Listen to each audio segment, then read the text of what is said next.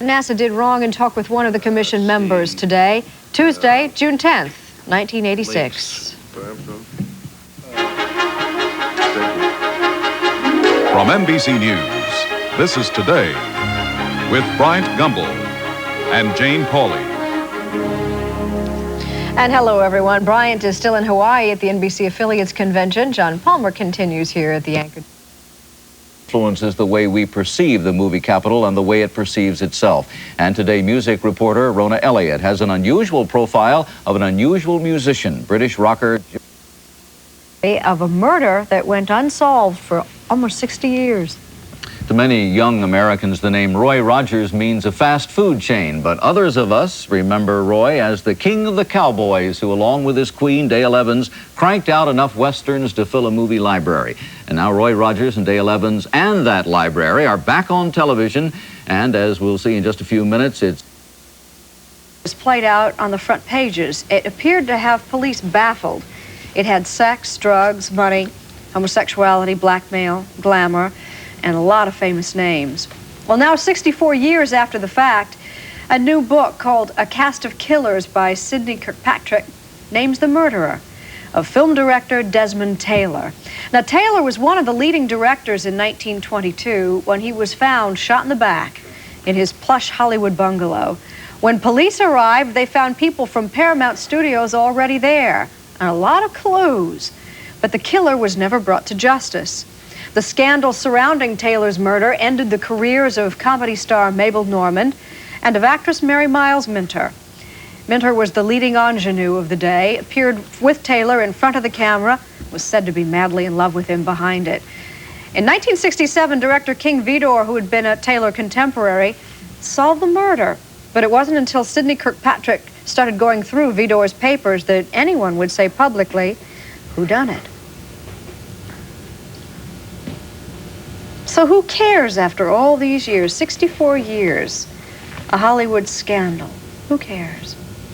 Well, Jane, if you think Hollywood is bad now, you should have seen it back in 1922. A Cast of Killers is about the most sensational, most scandalous crime in Hollywood history. The cold-blooded murder of Hollywood film director William Desmond Taylor. This is a murder that has absolutely everything. Sex, drugs, blackmail, as big a dose of political intrigue as you'd find in Watergate. Who are our suspects? Suspects, a number of major Hollywood personalities. Mabel Normand was a very important suspect. Can I stop you there? Mabel Normand, she was a comedy star. Can you compare today, who might she have been in terms of how big a star she was? Could you compare her to a contemporary? I don't really want to. She was big, all right. she was a major comedy star with the Keystone Cops, and all right. The police knew that she was the last known visitor to Taylor's bungalow. She became a major suspect when it was discovered that not only did she have a major drug problem, but that William Desmond Taylor himself might have been her supplier. Is that true? Yes, definitely. All right. Who were another suspect? Edward Sands became a second suspect. He was Taylor's chauffeur and secretary.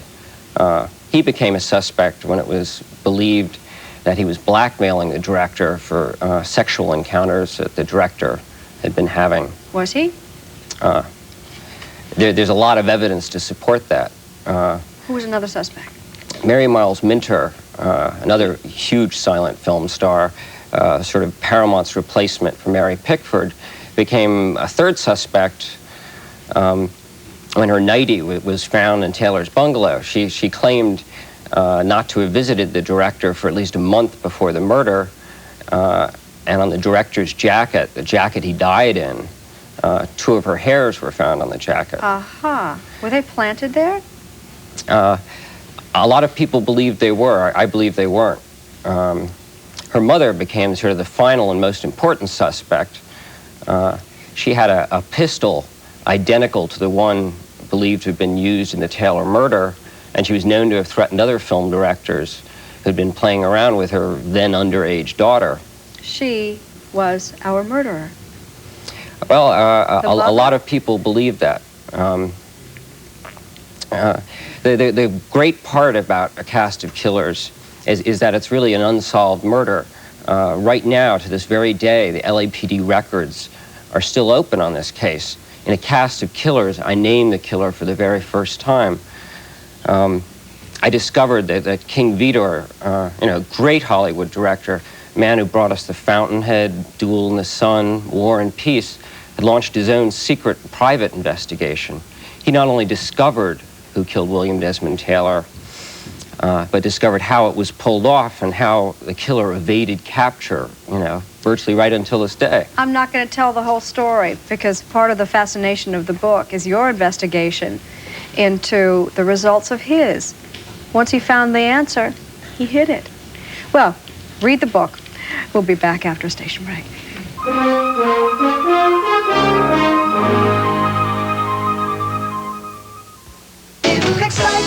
Will the accused killer convince his lawyer of the truth? Yeah, I'd rather lose this case than lose you. Santa Barbara this week.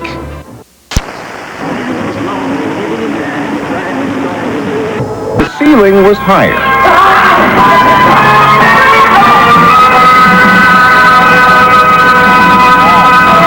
Everybody's working as though there's something larger than them. Like yesterday, I went out and got all my own cardboard for the cue cards, and I'm doing everything myself because there's not enough time. One of these mornings, you're gonna rise up singing.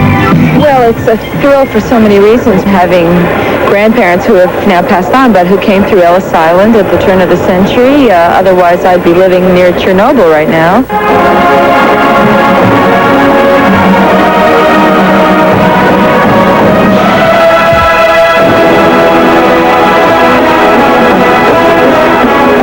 No matter what the logistical problems, no matter what the weather does. Deadline, he was in critical condition in a Philadelphia hospital. Initial reports of today's mishap said Pendergrass was at the wheel of his specially equipped van when it struck a utility pole in a Philadelphia suburb. His nurse, Mary Deal, suffered a broken arm.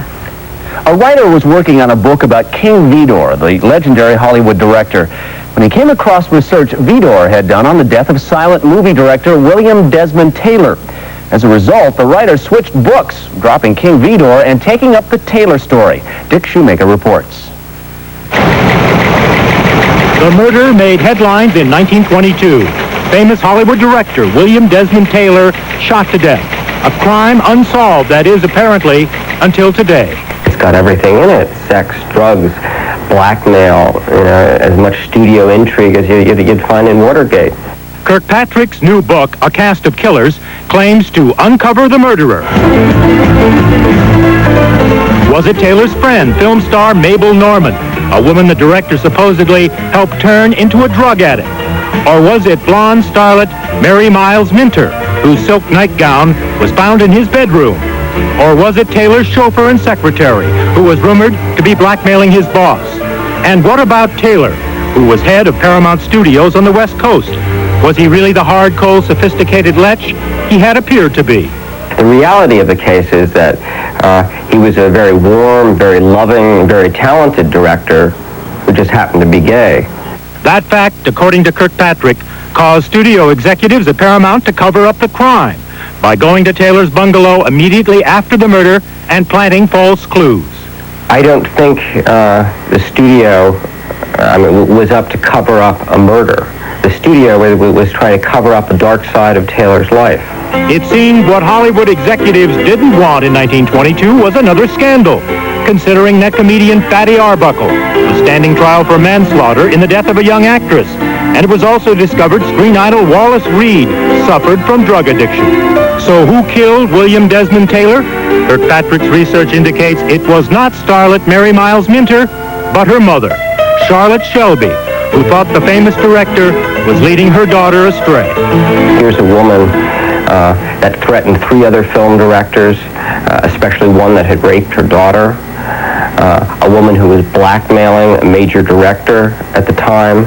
William Desmond Taylor is buried here at Hollywood Memorial Cemetery, which is right next door to Paramount Pictures. And Taylor himself might be amused to know the story of his death is going to be made into a movie by Paramount Pictures. Dick Shoemaker, Entertainment Tonight. Cloris Leachman, who hasn't been in a television series for 9 years, is coming back this fall as a regular on The Facts of Life. Talks are underway at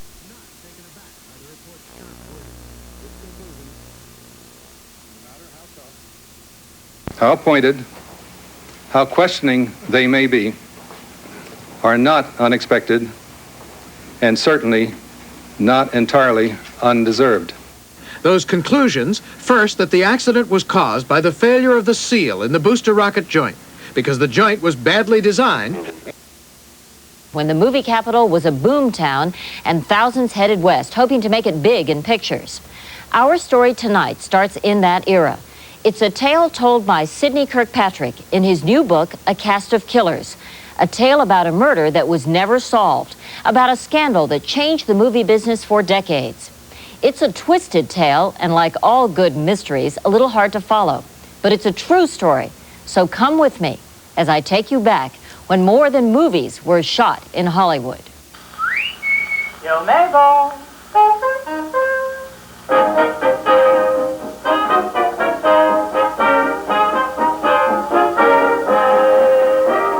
The year is 1922. The movie business is a smashing success. The name Hollywood has come to mean light and magic for an entire nation. Movie crews are bustling, ready to churn out thousands of feet of silent film. New movies are cranked out at the rate of 2 a day. Hollywood's future is as bright as the Pacific horizon. But that's about to change. For the talk of the town on this winter day in February 1922 is all about William Desmond Taylor. He's the hottest director around, and he's president of the New Directors Association. But that's not why they're talking about him. William Desmond Taylor has been found dead here in his Los Angeles bungalow, a murder that will remain unsolved for the next 64 years.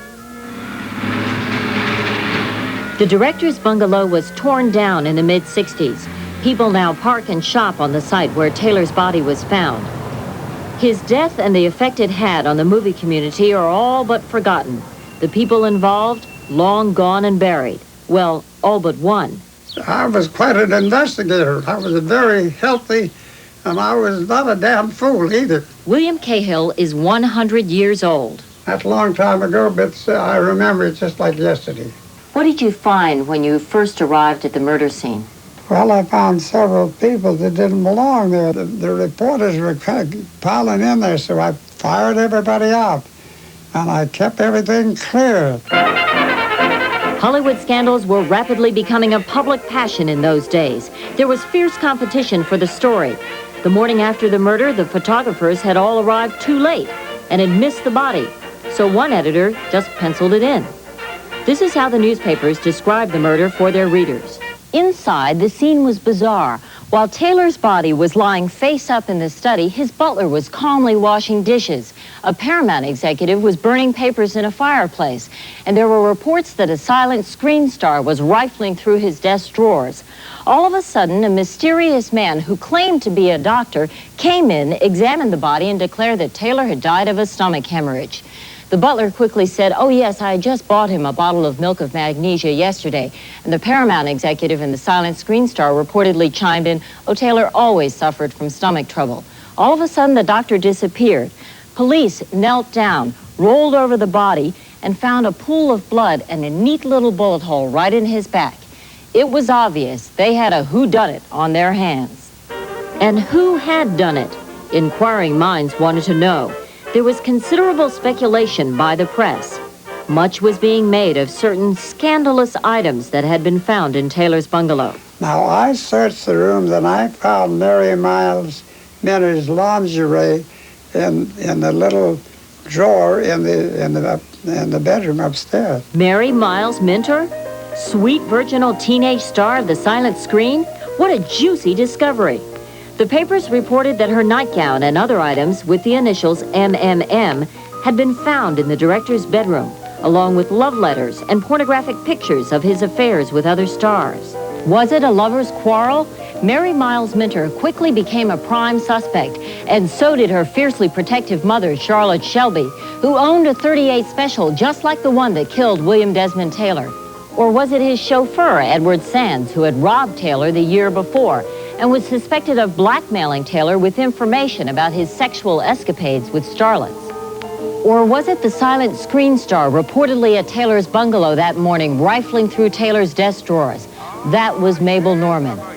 Her screen career would soon be on the rocks because of the Taylor murder and the revelation that she was, in fact, a cocaine addict. She was the last person to see Taylor alive before he was murdered. Identifying suspects was much easier than identifying the killer. Eventually, more than 300 suspects were questioned and cleared. No one was ever indicted.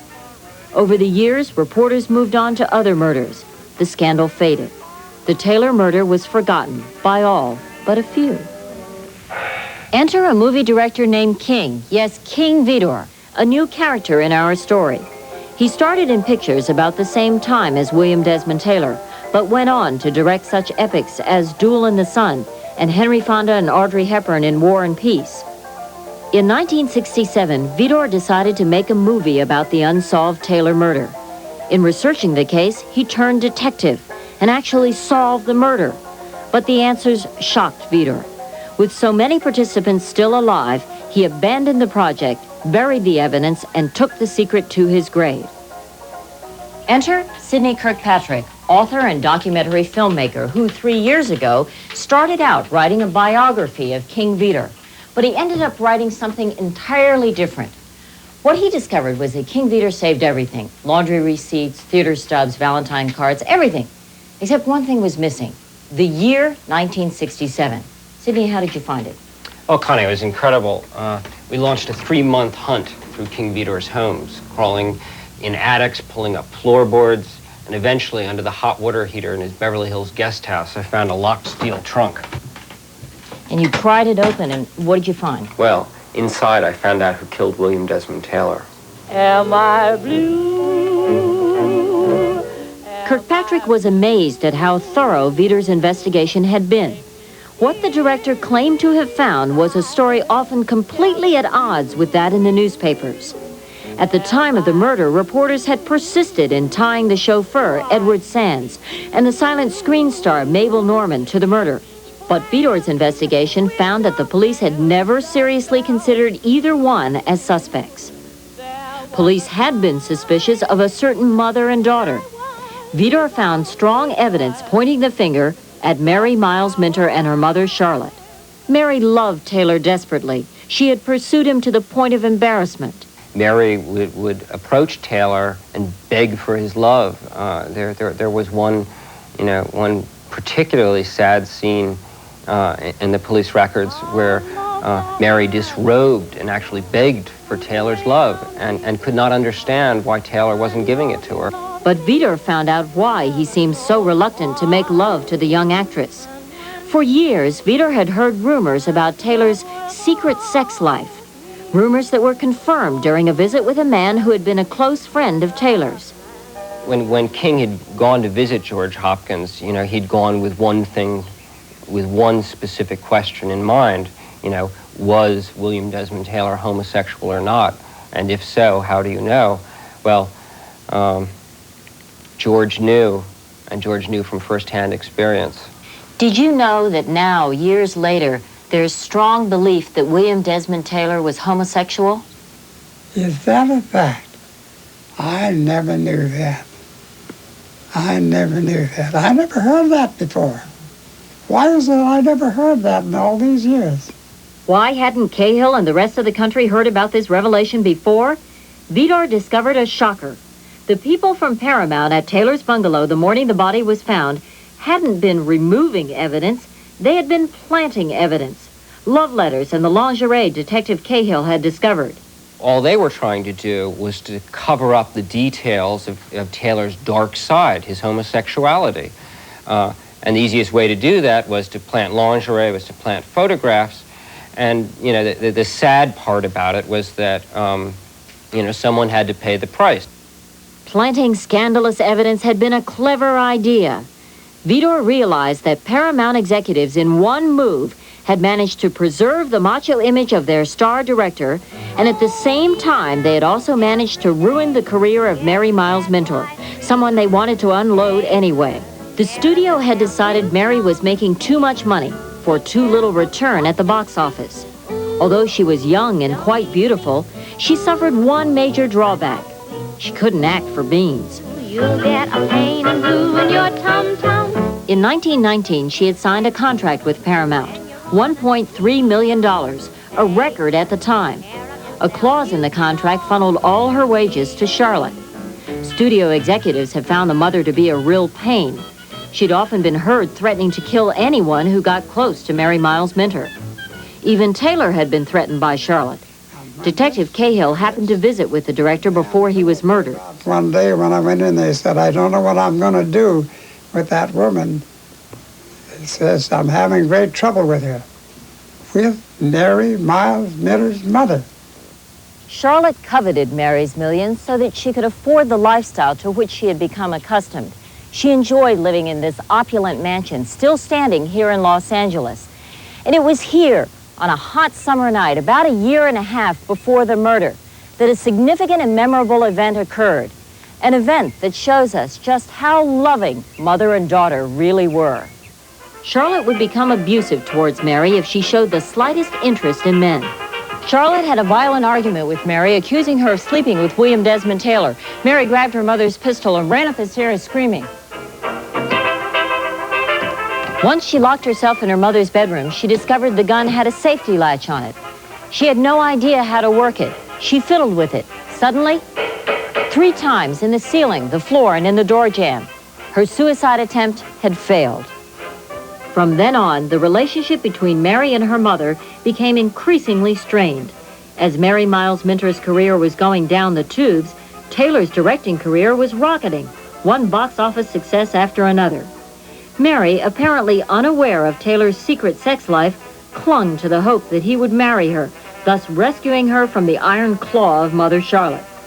As for Taylor, he was friendly towards Mary. He treated her like a daughter. Nevertheless, the relationship enraged Charlotte. I figured her. I figured her. She was jealous of Mary, and I tell you, she was in love with him. Charlotte Shelby was in love with William Desmond Taylor? Yes, she. But wasn't her daughter, Mary Miles Minter, also in love with William Desmond Taylor? Definitely. Definitely. Detective Cahill was one of many King Vidor interviewed in 1967. When Vidor assembled his notes and reviewed the material, he began to piece together a new version of what happened on that February evening, 1922. On the night of the murder, Charlotte overheard Mary talking to Taylor on the phone, saying she wanted to run away. Outraged, Charlotte locked Mary in her room, but Mary managed to escape from the mansion. What King discovered was that Mary had actually visited Taylor that night, and at Charlotte Shelby had discovered them there. And just as Charlotte had warned Taylor, before, she shot him. Charlotte shot Taylor in the back in cold blood, killing him instantly.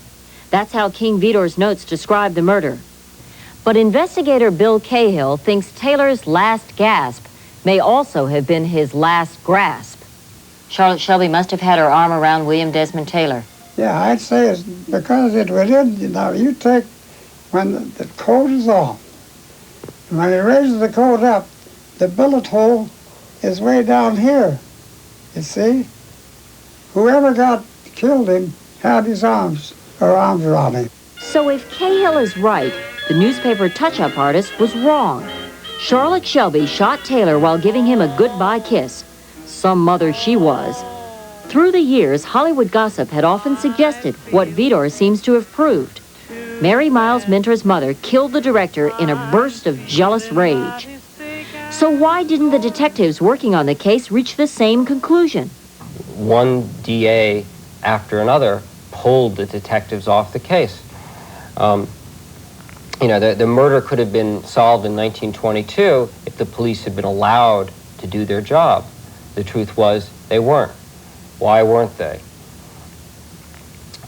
Charlotte Shelby was using her daughter's millions to keep her out of prison. She was using her daughter's money to pay one district attorney off after another. Do you think it's conceivable that the district attorney was on the take? I think the district attorney knew all about it. I think he knew whatever transpired. I think he knew all about it. He knew that Charlotte Shelby... I think they closed it right up because she was turned loose not very long after that. Something had to happen. The shot fired that night ruined several lives. According to the book, the chauffeur, Edward Sands, committed suicide 6 weeks after the slaying. The shot ended the career of Mabel Normand, Queen of Comedy. She died in 1930. Apparently, her death was due to drugs. Charlotte died in 1957. There was a funeral. But in a final bizarre twist to this strange tale, Charlotte may not have died in 1957.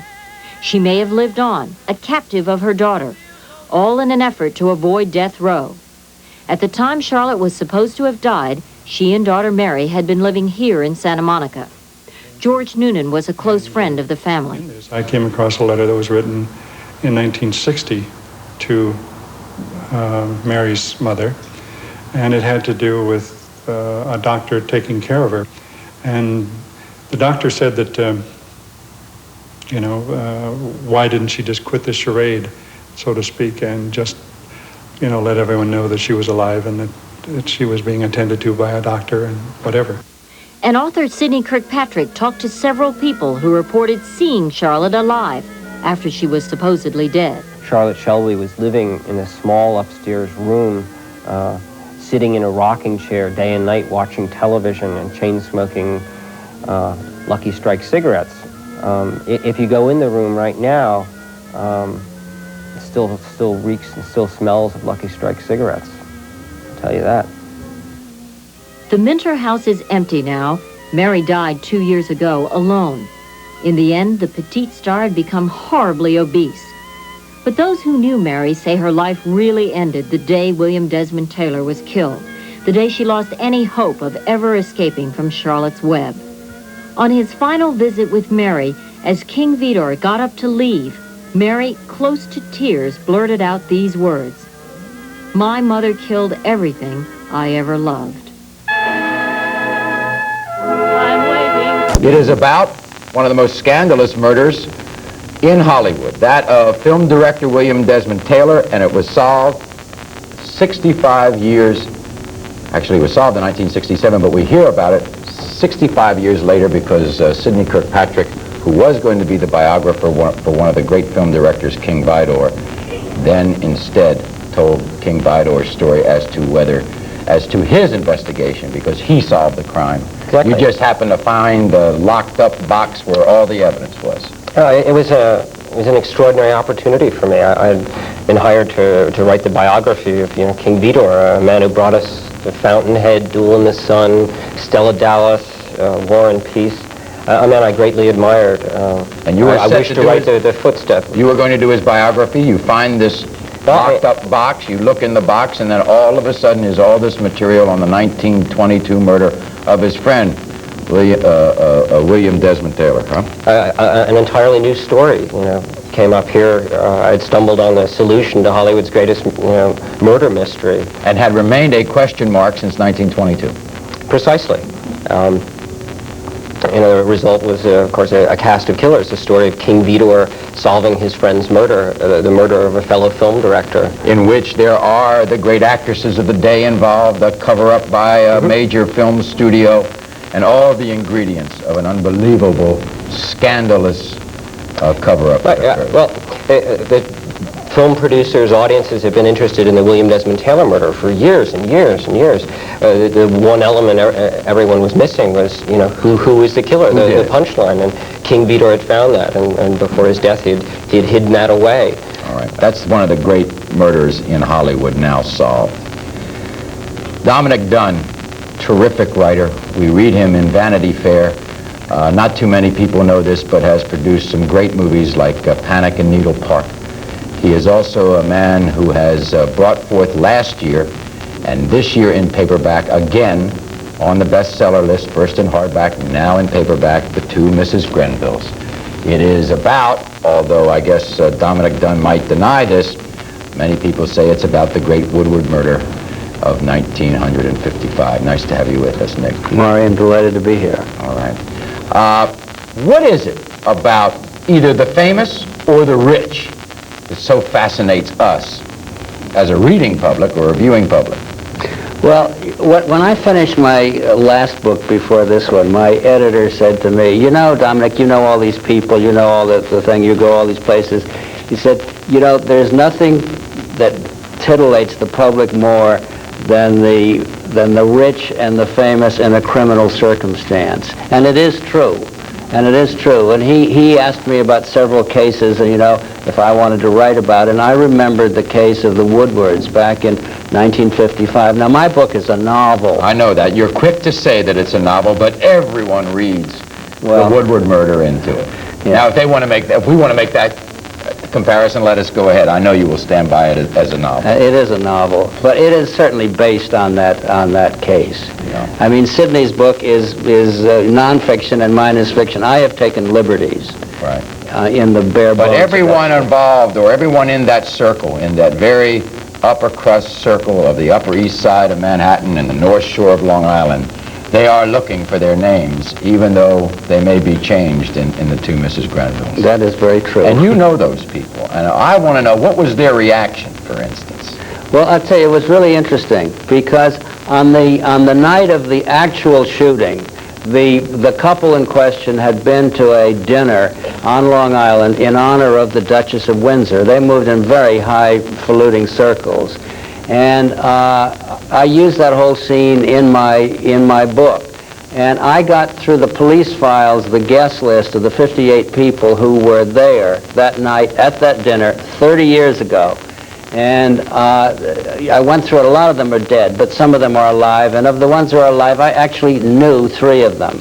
And you know, after all this time, they still wouldn't talk to me about what happened. Is that right? Yeah. After 30 years. Yeah. It was that was part of the cover-up. That's because absolutely right. Back then, of all the guests who were at that party, none would admit that there was a fight between the two participants, that there was arguing going on, that there might have been a motive seen at that party.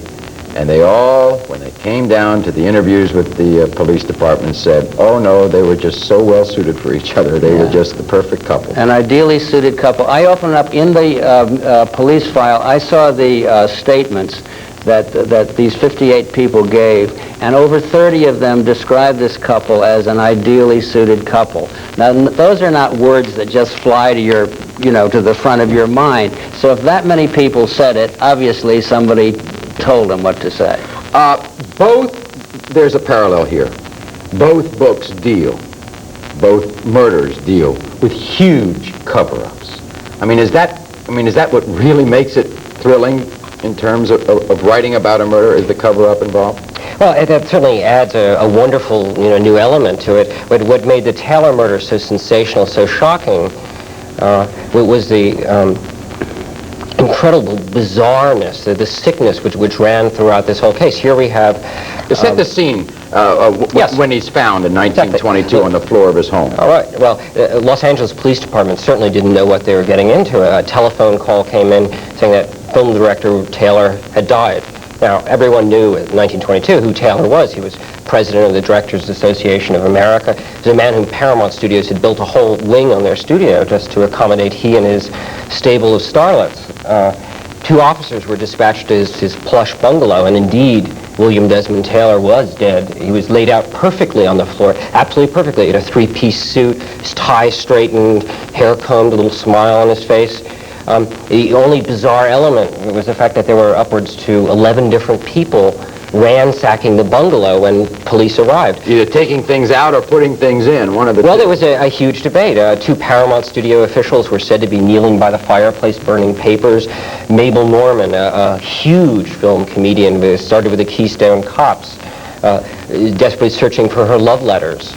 And she was stopped first. She was asked, well, Mabel, what exactly are you looking for? And she said, just come to retrieve some correspondence that I wrote Mr. Taylor, have nothing to do with his death.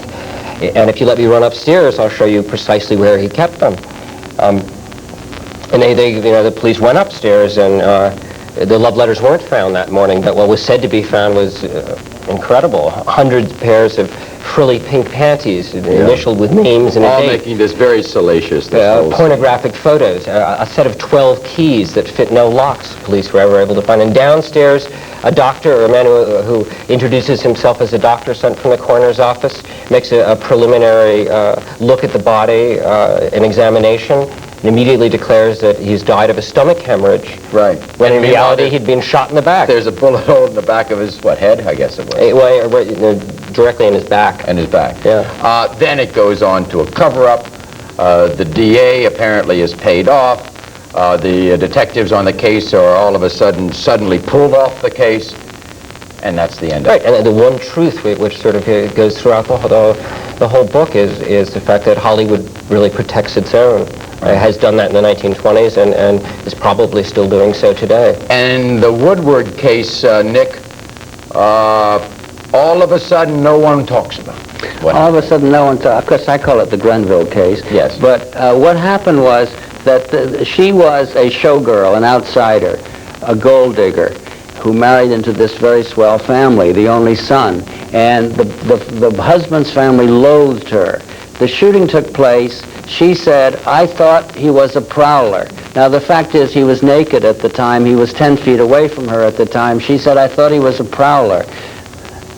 Her mother-in-law, who hated her, stood by her and said, yes, it's true. I believe my daughter, because they wanted... The scandal was more important to the mother than to find out who killed her son. That's absolutely And thought all her life that it knew it was the daughter who killed her son. And yet stood by the daughter-in-law all that time. That's what I found so fascinating. That's what made me write the story, that the mother could make that life decision. Yeah. And it's rally round the wagons, the entire circle, the upper crust, North Shore, Long Island, Upper East Side, Manhattan circle. Yeah, that's right. They closed ranks, wouldn't allow anybody to break ranks until finally the woman who did the killing herself tells an author, 30 years later. Yeah.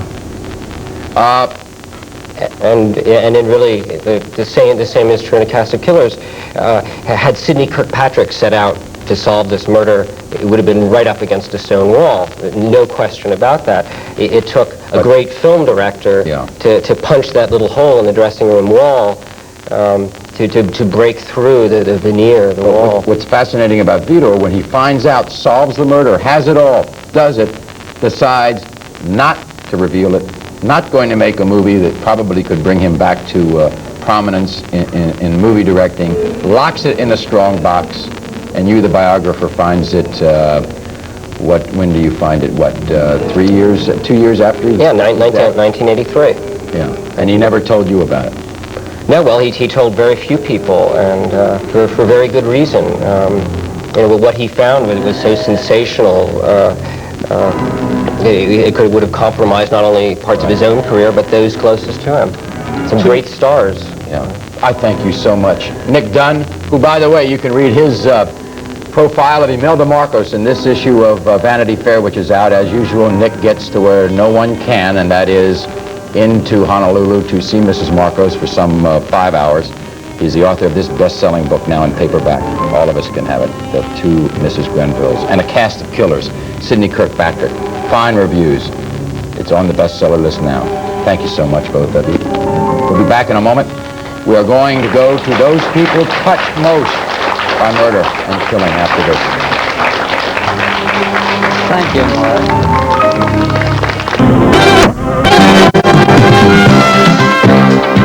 Welcome to Morning Break with Sherry Woodard. A half hour of news and interviews to help keep you better informed.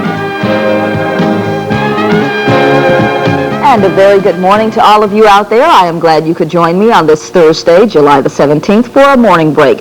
It's a beautiful day out there, and we've got a great program lined up for you, so just sit back and relax for the next half hour. This morning, we will meet the author of a new book that deals with the murder of a 1920s Hollywood big shot, his young mistress, a dope addict comedian, and the mystery person who killed the Hollywood mogul. In case you're saying, what's the big deal about that story? It's been written in one form or another a dozen times. The difference this time is the story is absolutely true. Also this morning, we'll hear from a representative from a relatively new service group called Family Renewal. The group says, among other things, that birth control clinics in schools is a bad idea. We'll talk to that representative. She is the president, and hear a little more about it. But first, here are the morning headlines. While it's expected to be a scorcher of a day out there, things on the picket lines of Detroit city workers could get even hotter than the weather. Mayor Coleman Young is going to court today to force what he calls essential city workers back on the job. He says the city cannot afford to do without garbage collection and water purification services, the absence of which could cause a health and safety hazard, according to the mayor. It is only day 2 of the strike, and so far the walkout has not made much of a difference to city residents, unless, of course, they depend on bus service. We hear more about the effect the strike could eventually have on the city from TV 50's Mike O'Neill. This is Philadelphia Today. And welcome back now to Morning Break. Not too long ago, a novel came out on the market. It is a sensational mystery story. It involves some Hollywood figures, starlets, drugs, a comedian, you name it, all the elements are there. The book is called A Cast of Killers. And as I said earlier, the thing that is different about this book is it is absolutely true. It happened back in the 1920s? 1922. 1922. This is the man who wrote the book, Sidney Kirkpatrick. Good morning to you. Thank you. Well, it's a very hot day in Detroit, and there's a very cold corpse in Hollywood. A very cold corpse in Hollywood. Well, nobody's still on ice, not after all these years. But the thing I found interesting is that just recently you picked up a $1,000 reward offered by Paramount Pictures for solving this murder, right? Yes, well, it's an extraordinary murder. This is a murder that's got absolutely everything: sex, drugs, blackmail, political intrigue, rape, incest. It's just an extraordinary story, and I virtually stumbled on it. Now, it being we'll get into how you did that in a moment, because that's interesting also, but it being a mystery, tell us as much as you dare about the story. I've already guessed who I think the killer is, and I'll pose the question to you. You'll probably avoid it, but go ahead and tell us some of the plot. Well, what was just so fascinating is the bizarre turns that happened right at the very first few moments that that murder was discovered. The Wilshire Division of Los Angeles Police Department got a call at 8:30 in the morning that William Desmond Taylor had been found dead. Now, they didn't have to be told who William Desmond Taylor was. He was an incredible director, president of the Directors Association. Paramount had built a whole studio for him. He was as important as, say, Steven Spielberg today. And the year then was what, 1922? Yeah. 2 officers were dispatched to his bungalow. And indeed, William Desmond Taylor was found dead. There was no sign of a struggle, no blood on the walls. Nothing. In fact, he was laid out so perfectly, it looked like he was about to be placed into a coffin. What was incredible is that there were upwards to 11 different people at the bungalow that morning. They were virtually ransacking through his things. And I hear his cook was in the kitchen, or his servant or whatever, just calmly washing dishes. Washing dishes? Well, a lot of people thought he was wiping away fingerprints. As the police detectives are trying to stop the ransacking, two officials are kneeling by the fireplace burning papers. Mabel Normand, a great, huge comedian, someone along the lines of John Belushi now. Of course, John didn't look as good in a dress, but well, they both had desperately hunting for her love letters. And all the while, a doctor appears at the front door, introduces himself as a man sent from the coroner's office to examine the body, which he proceeds to do so. After 3 minutes, he immediately declares that William Desmond Taylor has died of a stomach hemorrhage. When the man has a bullet hole where in his head? Well, they haven't discovered that yet. No? No, police stop the ransacking. They write up an initial report that William Desmond Taylor has died of natural causes, and immediately usher everyone out of the bungalow. They can't wait to get away. They jump in their Packard limousines and they take off. Well, minutes later, the real coroner arrives. Takes one look at the dead director, turn that man over.